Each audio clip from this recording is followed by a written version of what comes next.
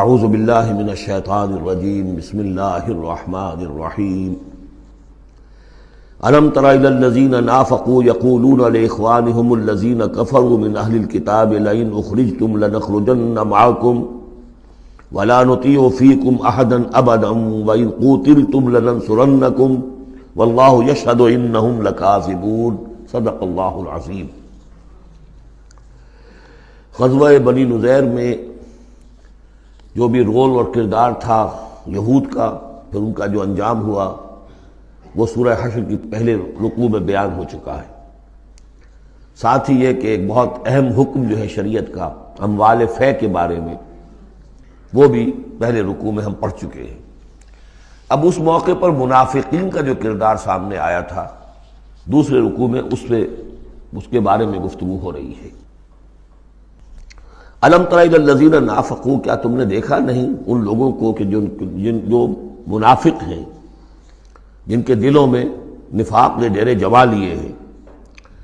یقولون لاخوانہم الذین کفروا من اہل الکتاب، وہ کہتے رہے اپنے ان بھائیوں سے کہ جو اہل کتاب میں سے جنہوں نے کفر کیا تھا، ان کے بھائی تھے، دوست تھے، ان کے تعلقات تھے جو اہل کتاب میں سے تھے، اور وہ کفر پر اڑے رہے، ان سے انہوں نے کہا تھا یہ لئن اخرجتم لنخرجن معکم، دیکھو اگر تمہیں کبھی مدینے سے نکالا گیا ہم تمہارے ساتھ نکلیں گے۔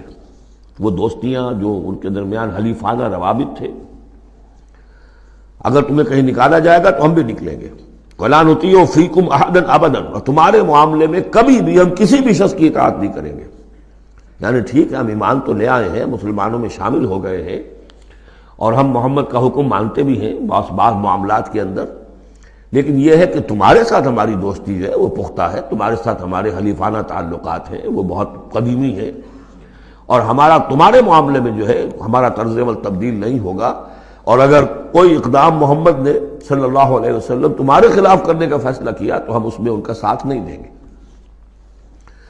لَنَخْرُجَنَّ مَعَكُمْ وَلَا نُطِيعُ فِيكُمْ أَحَدًا أَبَدًا وَإِن قُوتِلْتُمْ لَنَنصُرَنَّكُمْ، اور اگر تمہارے ساتھ جنگ کی گئی تو ہم لازماً تمہاری مدد کریں گے۔ وَاللَّهُ يَشْهَدُ إِنَّهُمْ لَكَاذِبُونَ، اور اللہ گواہی دیتا ہے کہ وہ جھوٹ بول رہے تھے۔ لَئِنْ أُخْرِجُوا لَا يَخْرُجُونَ مَعَهُمْ، اگر وہ نکالے جائیں گے وہ ان کے ساتھ نہیں نکلیں گے۔ وَلَئِنْ قُوتِلُوا لَا يَنصُرُونَهُمْ، اور اگر ان سے جنگ کی جائے گی تو وہ ان کی مدد نہیں کریں گے۔ وَلَئِنْ نَصَرُوهُمْ لَيُوَلُّنَّ الْأَدْبَارَ، اور اگر کہیں ان کی مدد کر بیٹھیں گے تو فوراً بھاگیں گے، پیچھے دکھا دیں گے۔ ثُمَّ لَا يُنصَرُونَ، اور پھر ان کی کہیں سے مدد نہیں ہو سکے گی۔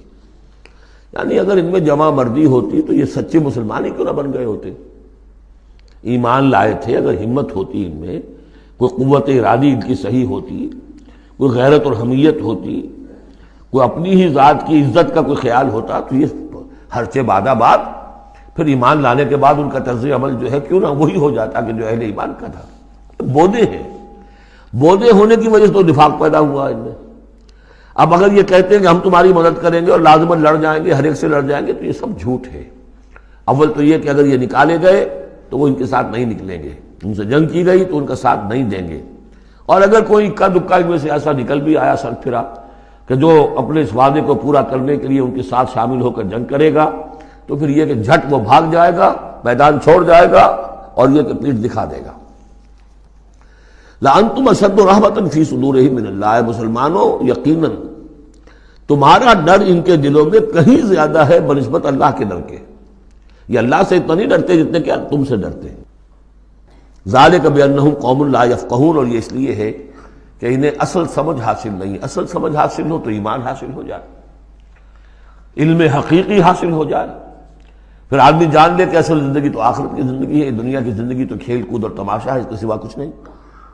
لا یقاتلونکم جمیعا، یہ کبھی بھی جنگ نہیں کریں گے تمہارے خلاف مل کر، الا فی قری محصنۃ، مگر یہ کہ کہیں ایسی بستیوں میں کہ جن کو پوری طرح فورٹیفائیڈ ہو، جن کی کہ فصیلیں کھڑی ہوں، مضبوط ہوں، ان کے اندر سے ہو کر جنگ کریں گے۔ او من وراء جدر، یا دیواروں کے پیچھے سے۔ باسہم بینہم شدید، ان کے آپس کے جھگڑے جو ہے وہ بہت سخت ہے۔ اگر تو خلوص اور اخلاص کسی میں شخص کے اندر ہو تو اللہ کے ساتھ مخلص کیوں نہ ہو جائے گا، اللہ کے رسول کے ساتھ کیوں نہ مخلص ہو جائے گا؟ ظاہر بات ہے کہ بزدلی اور خود غرضی یہ دو چیزیں ہیں کہ جو در حقیقت ان کے مزاج کا جزو لا ینفک ہے، اور وہی تو اصل سبب ہے ان کے نفاق کا۔ تو یہ کسی اور کے ساتھ کیسے مخلص ہو جائیں گے؟ تحسبہم جمیعا وقلوبہم شتی، تم سمجھتے ہو کہ یہ یکجا ہیں، اکٹھے ہیں، ان کا متحدہ محاذ ہے، جبکہ دل کے دل پھٹے ہوئے۔ ہمارے یہاں بھی سیاسی متحدہ محاذ، چاہے وہ نظام مصطفیٰ تحریک کا بنا تھا، اس کا بھی حال سب کو معلوم ہے کہ اس کے لیڈر جو ہیں علماء کرام ایک دوسرے کے پیچھے نمازیں نہیں پڑھتے تھے۔ متحدہ محاذ تھا وہ، اتحاد کیسا تھا؟ وہی بات، بعضهم بینہم شدید، ان کے تو آپس کے اختلافات جو ہیں وہ بہت شدید ہیں، ان کی آپس کی دشمنیاں، کدورتیں، کینے۔ تحسبہم جمیعا، تم سمجھتے ہو کہ یہ جمع ہے، اکٹھے ہیں، وقلوبہم شتی، اور دل پھٹے ہوئے ہیں۔ ذالک بانہم قوم لا یعقلون، اور یہ اس لیے کہ وہ ایک ایسا گروہ ہے کہ جو عقل سے کام نہیں لیتے۔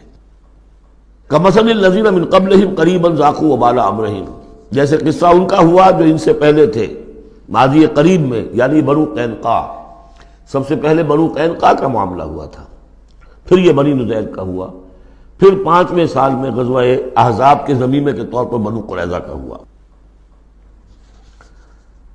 وَلَهُمْ عَذَابٌ عَلِيمٌ، ان کے لیے بہت ہی دردناک عذاب ہے۔ کمثل الشیطان، یا پھر مثال ہے شیطان کی، اذ قال للانسان اکفر، جبکہ وہ انسان سے کہتا ہے کرو کفر، فلما کفر، اور جب انسان کفر کرتا ہے، قال انی بریء منک انی اخاف اللہ رب العالمین، وہ کہتا ہوں میں تم سے علیحدہ ہوں، میرا تم سے کوئی تعلق نہیں، میں تو اللہ سے ڈرتا ہوں جو تمام جہانوں کا رب اور مالک و پروردگار ہے۔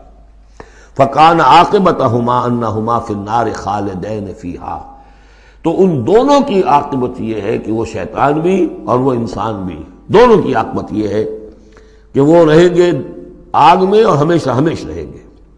وَذَلِكَ جَزَاءُ الظَّالِمِينَ، اور یہی ہے ظالموں کا بدلہ، جیسا کہ سورہ قاف میں ہم پڑھ چکے ہیں کہ وہ قرین جو ہوگا، اس گناہگار کافر اور مشرک کا جو قرین ہوگا، وہ جب لے کر آئے گا، حاضر کرے گا، قَالَ قَرِينُهُ هَذَا مَا لَدَيَّ عَتِيدٌ، اور اللہ تعالیٰ کی طرف سے حکم آئے گا فرشتوں کو، الْقِيَا فِي جَهَنَّمَ كُلَّ كَفَّارٍ عَنِيدٍ، تو وہ کیا کہے گا، رَبَّنَا مَا أَطْغَيْتُهُ وَلَكِنْ كَانَ فِي ضَلَالٍ بَعِيدٍ، اور اللہ تعالیٰ فرمائیں گے لَا تَخْتَصِمُوا لَدَيَّ وَقَدْ قَدَّمْتُ إِلَيْكُمْ بِالْوَعِيدِ مَا يُبَدَّلُ الْقَوْلُ لَدَيَّ وَمَا أَنَا بِظَلَّامٍ لِّلْعَبِيدِ۔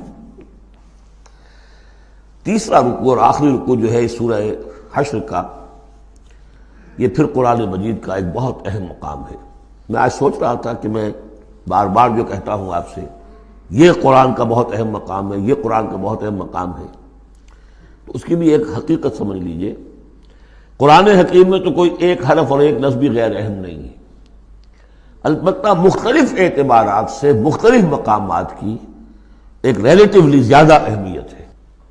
بعض مقامات حکمت کے ہیں، بعض مقامات جو ہیں وہ فلسفیانہ ہیں، بعض مقامات وہ ہیں کہ جو جدید سائنس کے حوالے سے بڑے اہم ہیں، بعض مقامات وہ ہیں جو روح دین سے بحث کرتے ہیں، بعض مقامات وہ ہیں جو ایمان کی ماہیت کو واضح کرتے ہیں، ایمان کیا ہے۔ تو اس اعتبار سے یقیناً مختلف مقامات جو ہیں وہ مختلف اعتبارات سے اور حیثیتوں سے وہ زیادہ اہمیتوں کے حامل ہیں۔ اب یہ جو 7 آیتیں ہیں اس رکوع کی، تیسرے رکوع کی، اس میں فلسفہ، تصوف، پھر یہ کہ اس میں سب سے بڑا جو آ رہا حصہ وہ یہ ہے کہ جیسے 6 آیتیں سورہ حدید کی تھیں کہ جن میں اللہ کے اسماء و صفات کا ذکر ہے، جن میں تفصیل سے گفتگو نہیں کر سکا اور نہ اس کا موقع تھا، تو اسی طرح کا ہم وزن جو ہے 3 آیتیں آ رہی ہیں سورہ حشر کے آخر میں۔ قرآن حکیم میں اسماء خداوندی کا سب سے بڑا گلدستہ، 16 اسماء ایک جگہ پر اور کہیں نہیں،